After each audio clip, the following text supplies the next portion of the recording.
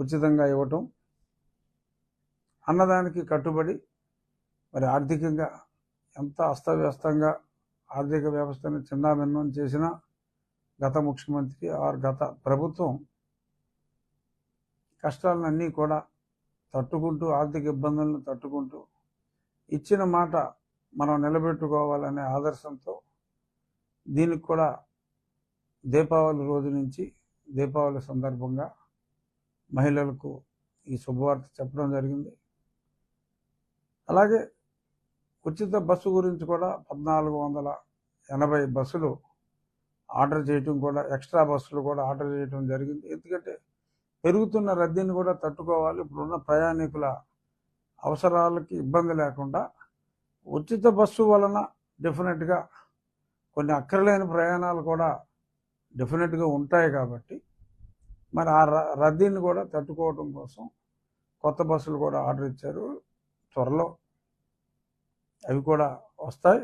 వచ్చిన తర్వాత 1 by 1 అన్ని పథకాలని కూడా గ్రాడ్యువల్గా చంద్రబాబు నాయుడు గారు ఇంప్లిమెంట్ చేస్తారంటంలో ఎటువంటి సందేహం ఎవరో పడక్కర్లా. ఊరికే చాలామంది అంటున్నారు, ఏంటి 15,000 అని చెప్పి ఏదో రకరకాలుగా కూడా మాట్లాడుతున్నారు. అన్నీ కూడా అందరికీ అందుబాటులో ఒక క్రమం ప్రకారం జగన్మోహన్ రెడ్డి ఎన్నో స్కీములు 3 సంవత్సరాలు తీసుకున్నాడు. ఇప్పుడు ఇంకా 100 రోజులు అయింది. మరి 3,000 నుంచి 4,000 రూపాయలు చేసి వేరే వాళ్ళకి, వికలాంగులకి పార్షియల్ 50% అబోవ్ ఉన్నా సరే 6,000 చేసి మరి హ్యూజ్ బడ్జెట్ పెరిగినప్పటికీ కూడా మరి దాన్ని అన్నమాట ప్రకారం స్టార్ట్ చేశారు. ఇచ్చిన దానికి అభినందించరు.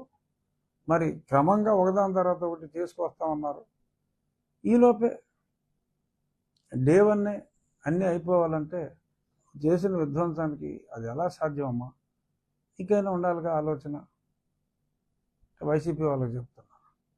సో ఎనీహౌ ఈ సిలిండర్లు అన్నదాంతో వారి నోట్లో పచ్చి వెలక్కాయ పడింది. ఇంకా అన్నీ చేసేస్తారేమో అన్న భయం కూడా వాళ్ళకి పట్టుకుంది. ఈ భయం రోజు రోజుకి ఎక్కువ అవుతుందమ్మా. స్టెప్ బై స్టెప్ అన్నీ కూడా ఆచరణలో పెడుతుంది చంద్రబాబు నాయుడు గారి ప్రభుత్వం. అందులో ఎటువంటి సందేహం పడవలసిన అవసరం లేదు. ఇక అన్నిటికన్నా ఇంకొక అల్లూరి సీతారామరాజు పుట్టింది మా జిల్లాలో అయినా, నా నియోజకవర్గంలో అల్లూరి సీతారామరాజు గారు పుట్టారు. అంటే ఆయన సొంత ఊరు మోగళ్ళు. అది నా అసెంబ్లీ నియోజకవర్గంలోనే ఉంది. అలాగే ఆయన పుట్టింటి వాళ్ళది, అంటే మదర్ వాళ్ళది విజయనగరం జిల్లా పాండ్రంగి. ఆ సమీపంలోనే అదే విజయనగరం జిల్లాలో భోగాపురం అంతర్జాతీయ విమానాశ్రయం వస్తుంది. ఒక అంతర్జాతీయ విమానాశ్రయానికి, ఆ ఉత్తరాంధ్ర రూపురేఖలను మార్చే ఆ విమానాశ్రయానికి అల్లూరి సీతారామరాజు పేరు ఎంపిక చేసినందుకు చంద్రబాబు నాయుడు గారికి నా హృదయపూర్వక ధన్యవాదాలు తెలియజేస్తున్నా.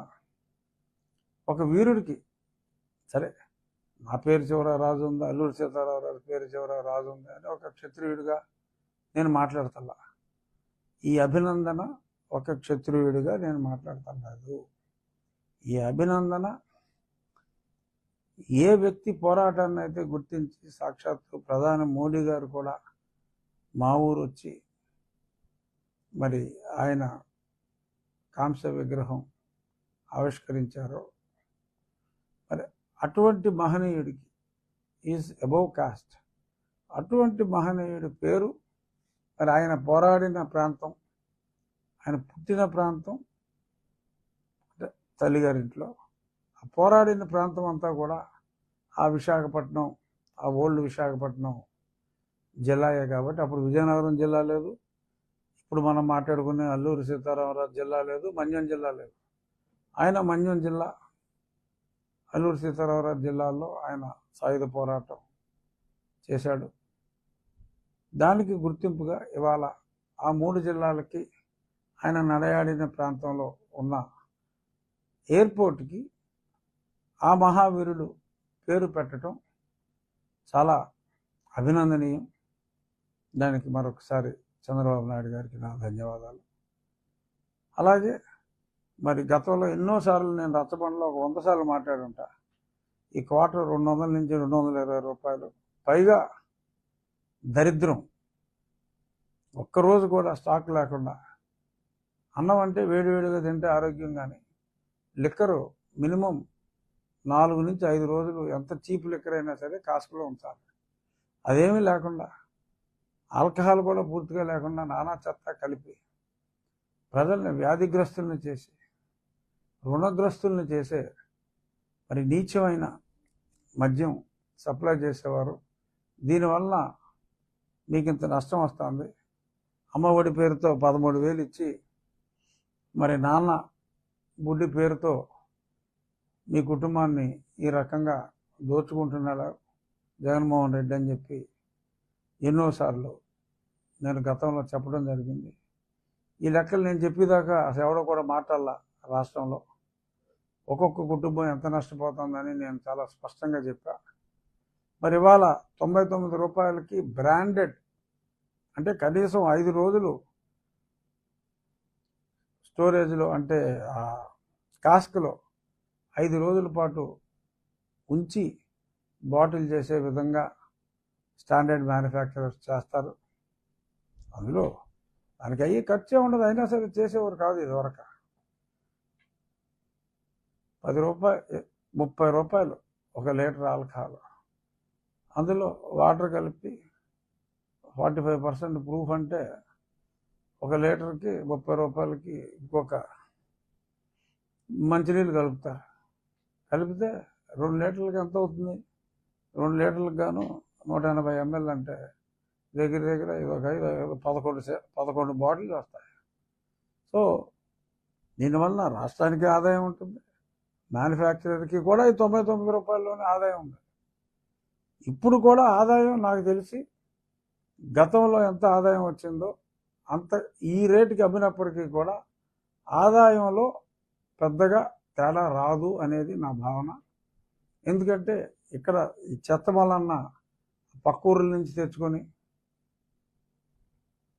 బయట రాష్ట్రాల నుంచి వచ్చి అక్రమంగా అమ్మి, ప్రభుత్వ పెద్దలు కూడా అదే మ్యానుఫ్యాక్చరర్స్ దగ్గర తీసుకుని సెకండ్స్ అమ్మేసి మొత్తం ఆల్ క్యాష్ డీల్లో భాగంగా చాలా అమౌంట్ పోయింది, రకరకాల మార్గాల ద్వారా పోయింది.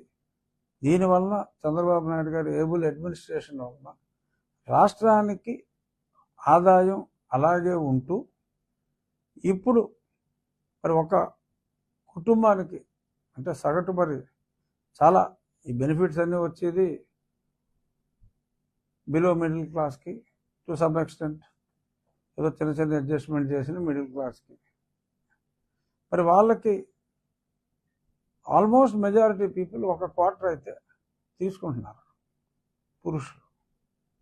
అంటే ఒక కుటుంబంలో మరి అతనికి ఇవాళ 99కి కొనుక్కుంటున్నాడు. ఆరోగ్యాన్ని ఎంతో కొంత కాపాడుకుంటాడు. తాగుడు మంచిది కాదు, ఎవడో మంచిదని చెప్పడం.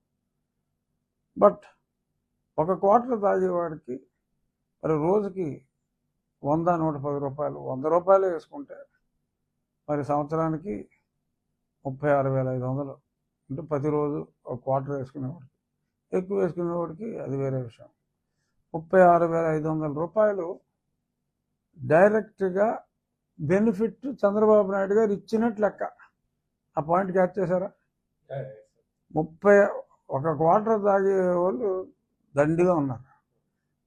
కుటుంబానికి 36,500 రూపాయలు ప్రతి సంవత్సరం చంద్రబాబు నాయుడు గారి వల్ల ఆదా అవుతుంది. డైరెక్ట్గానే జగన్మోహన్ రెడ్డి లాగా క్యాష్ ఇచ్చి లాగే అక్కల్లా లాగటం మానేస్తే అది ఇచ్చినట్టే కదా. ఇది అర్థం చేసుకోవాలి ప్రజలు, ఇది కూడా ప్రజలు అర్థం చేసుకోవాలి. జగన్మోహన్ రెడ్డి నిశ్చిగ్గుగా చెప్పాడు ఏమని, ఇదిగో నేను ఈ స్కీమ్లు ఇంప్లిమెంట్ చేయాలంటే ఇదిగో మీరు తాగాల్సిందే, మీరు తాగిన దాని మీద రాబోయే రోజుల్లో కూడా ఇన్కమ్ని నేను ముందే తీసుకుని ఈ సాంఘిక సంక్షేమ కార్యక్రమాలు నేను చేస్తున్నానని చెప్పి ఒక చెడుని ప్రోత్సహిస్తూ మంచి పని చేస్తున్నానని సిగ్గు లేకుండా చెప్పుకున్నారు. సో మీరందరూ తాగితేనే ఆదాయం వస్తుందన్నారు. ఇప్పుడు అలా కాకుండా మంచి సరుకు ఇస్తూ పరిమితంగా తాగండి అని చెప్పి సూచనలు కూడా చేస్తూ వాళ్ళకి సంవత్సరానికి 36,500 రూపాయలు మరి ఆదా చేశారంటే జగన్మోహన్ రెడ్డి లెక్క ప్రకారం ప్రతి కుటుంబానికి చంద్రబాబు నాయుడు గారు 36,500 రూపాయలు ఇస్తున్నట్టుగా భావించాల్సిన అవసరం ఉంది అనేది నా భావన. మరి మెజారిటీ ప్రజలు అర్థం చేసుకోవాలి, రాష్ట్ర ఆర్థిక స్థితి కూడా అర్థం చేసుకోవాలి. నీకు డైరెక్ట్గా పాకెట్లో వచ్చింది ఎంత అన్నది కాకుండా నీకు మిగిలింది ఎంత అనేది కూడా దృష్టిలో పెట్టుకుంటే చాలా బాగుంటుంది. ఏదైనా 100 రోజుల్లో మరి ఏదైతే రద్దు చేస్తా అన్నారో రీసర్వేది ల్యాండ్ టైటిల్ యాక్ట్ని రద్దు చేస్తానన్నారు, అది తక్షణం చేశారు.